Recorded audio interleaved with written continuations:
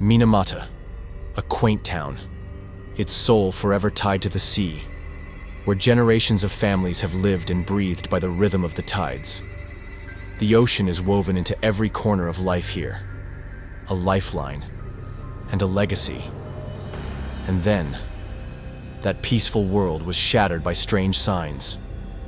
Oily streaks floated on the water's surface, and the village cats began to convulse, their bodies twisting, their eyes wild, caught in bizarre, unexplainable behaviors.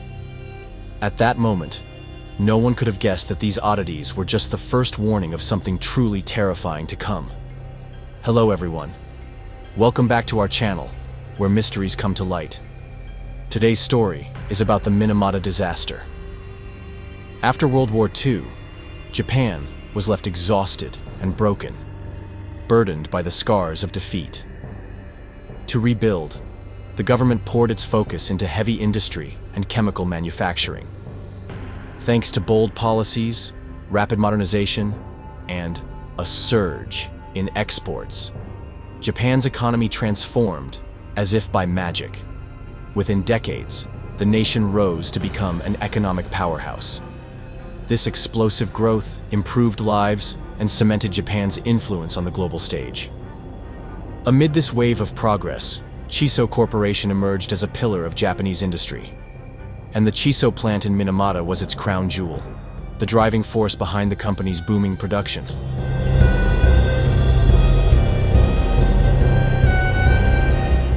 More than just an economic pillar for the region, in 1932, the Chisso factory ramped up production of acetaldehyde, a vital chemical for making plastics, rubber, and countless industrial products. To create this compound, factories of that era typically relied on mercury sulfate as a catalyst, speeding up the chemical reactions. But back then, technology was slow, the process dragged on, and profits always fell short of ambition. Just as the demand for acetaldehyde soared across the industrial world, Chisso found itself trapped by bottlenecks. Supply chains faltered, production stalled. To break the deadlock, management introduced iron sulfate as a co-catalyst, pushing reactions into overdrive. Suddenly, acetaldehyde poured out in greater quantities, faster than ever, and profits surged. Yet, as money flowed in, a silent side effect crept in as well. Methylmercury, a chemical so toxic, so insidious, it dissolved easily into water. Methylmercury, a ghost with no form, seeped into the ocean, into the fish, slowly building up in every creature along the food chain. Just a tiny amount, and this poison could unleash a nightmare on anyone who consumed it.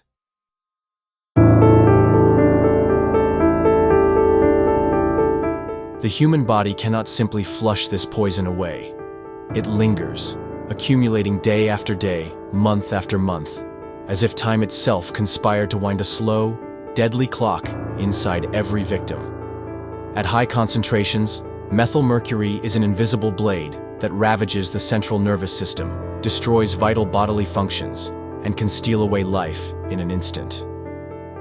According to the NIMH, one of the world's leading medical research authorities, even a few parts per million, ppm, in the human body can lead to terrifying, severe symptoms.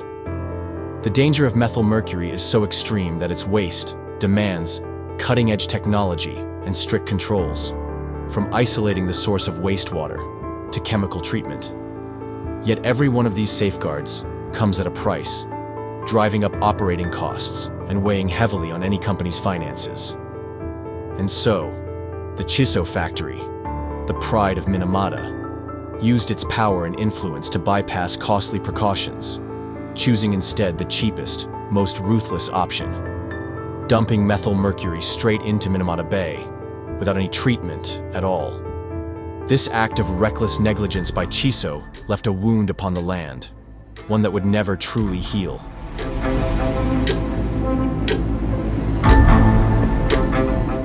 The aftermath of this disaster was so horrific, it defied all imagination. According to the report, hoping to prevent another Minamata tragedy by the National Institute for Minamata Disease in 1960, Chisso's acetaldehyde production soared to a peak of 45.24 tons per year, a staggering output that unleashed an equally terrifying amount of methylmercury into the environment.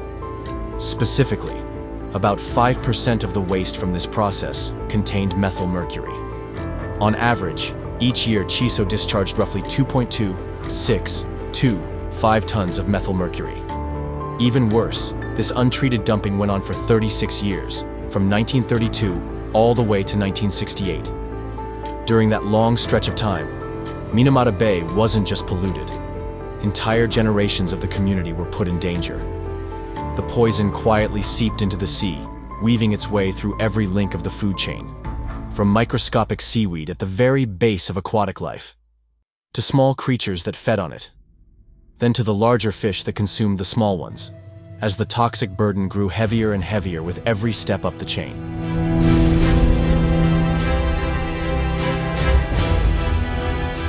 That poison silently built up, turning every fish in the sea into a vessel of death, a hidden threat lurking on every Minamata family's table. The ocean was their lifeline, their soul. But during these years, every catch brought home from the waves didn't just promise sustenance. It smuggled calamity into their hearts.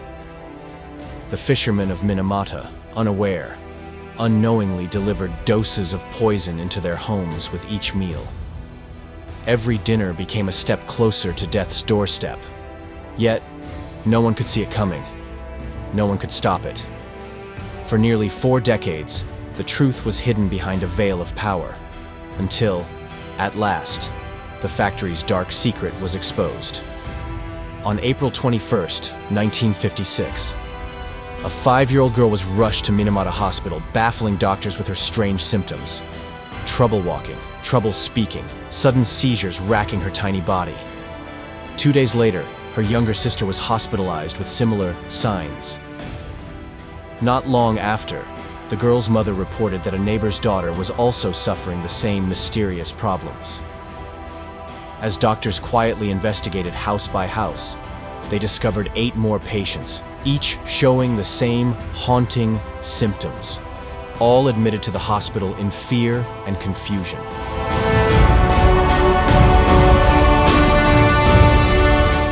On May 1st, the hospital director formally reported to local health authorities. A mysterious outbreak of unknown origin was striking down the community, its shadow falling on the central nervous system. The disease spread like a nightmare, swift and merciless. Within just a few months, by the end of 1956, the number of patients soared. Neighboring hospitals recorded as many as 40 cases of this strange affliction. Painfully, 14 of those souls would not survive, a fatality rate of nearly 35%.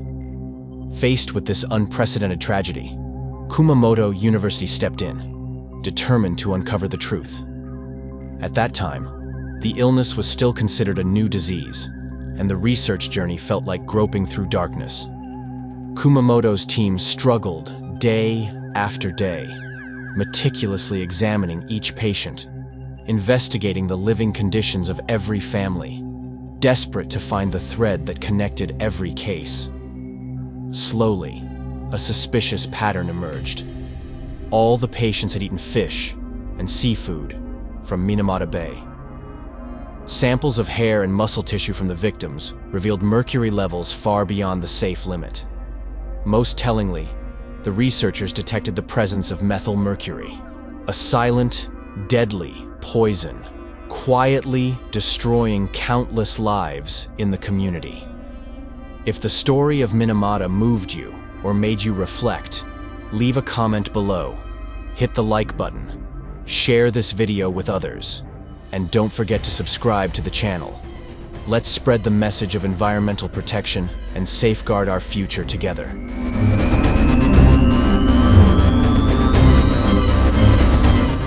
Analyzing the marine life in Minamata revealed irrefutable evidence. The ocean itself was the source of the plague. In February 1959, a thorough investigation into the distribution of mercury in Minamata Bay shook the researchers to their core. A massive amount of mercury was found in the fish, shellfish, and the mud drawn from the bay. The highest concentrations clustered around the Chisso factory's wastewater outlet at Hyakan Port, then slowly faded as the water reached the open sea. This discovery became the smoking gun. The proof scientists needed to identify Chisso's plant as the very heart of the pollution. The same report measured a staggering 2 kilograms of mercury in every ton of mud at the discharge site. A terrifying number, laying bare the devastation of the Minamata disaster. Yet, in the face of such grim reality, what Japan had to endure was only the beginning. The Minamata tragedy unleashed long-lasting, severe consequences, not only for Kumamoto Prefecture, but for the entire nation. According to official data from Japan's Ministry of the Environment, around 2,955 people have been officially recognized as Minamata disease patients.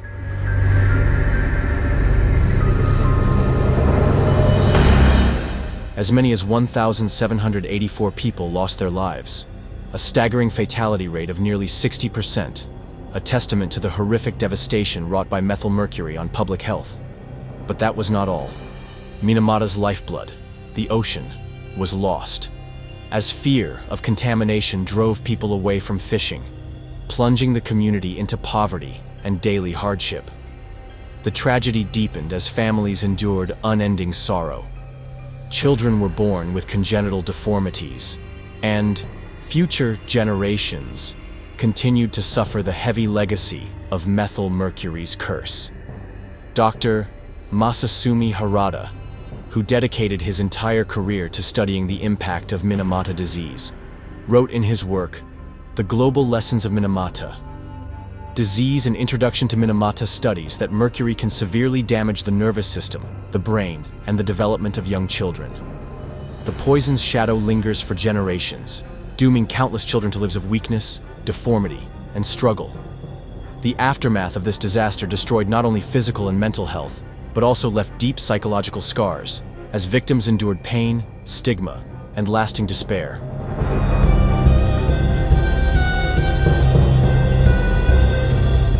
Forced to endure stigma and discrimination from their own community, the victims of Minamata were cast into isolation and loneliness. Widespread ignorance and fear made them outcasts, haunted not only by physical pain but by the loss of understanding and compassion.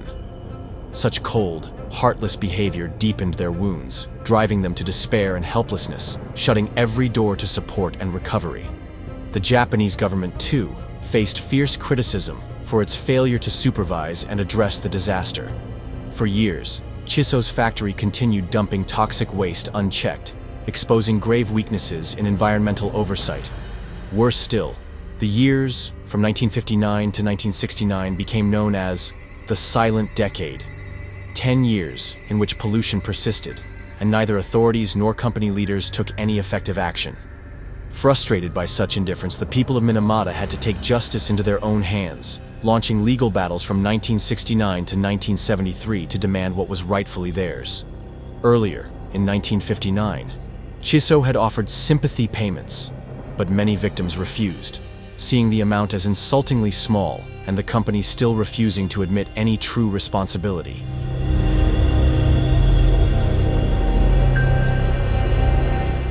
Chisso's failure to fulfill its responsibility ignited a wave of anger among residents and patients. Protests erupted again and again before the factory gates, their voices crying out for justice over long, bitter years. At last, in 1973, after relentless struggle, the victims secured a legal victory and received compensation that could finally bring them some peace of mind. Yet, the pain never truly faded. Pollution continued, and the authorities still failed to enact any thorough cleanup measures. The scars remain painfully clear even today, embodied in the deformed bodies and broken lives marked forever by Minamata disease. This disaster is not just the tragedy of a single land. It has become a warning to the whole world about the lurking dangers of mercury for both humanity and the environment. From here, the international community awakened to the urgent need to strictly regulate the use and disposal of mercury and other toxic chemicals. This event led to the birth of the Minamata Convention by the United Nations in 2013, a global agreement designed to limit the use, production, and release of mercury and its compounds in industry, especially in the chemical manufacturing sector.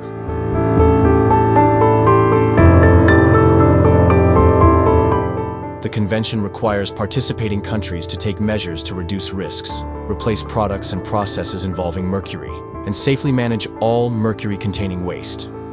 This treaty has transformed regulatory thinking, forcing nations to take seriously the control of hazardous waste and the management of mercury use.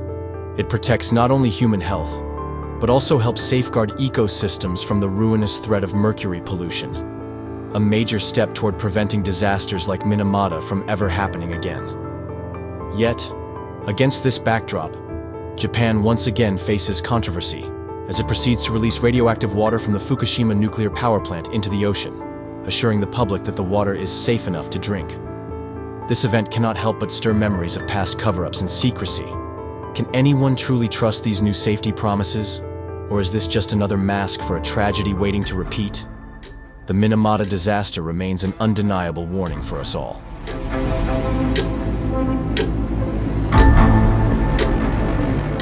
The Minamata disaster stands as clear evidence that even the slightest neglect of environmental and public health protections can unleash unimaginable tragedy. It is a powerful reminder that strict control of industrial waste, genuine corporate responsibility, and strong, transparent government oversight are absolutely essential to safeguard our future and the future of generations yet to come. And that is the story for today. If the story of Minamata moved you or made you reflect, leave a comment below, hit the like button, share this video with others, and don't forget to subscribe to the channel. Let's spread the message of environmental protection and safeguard our future together.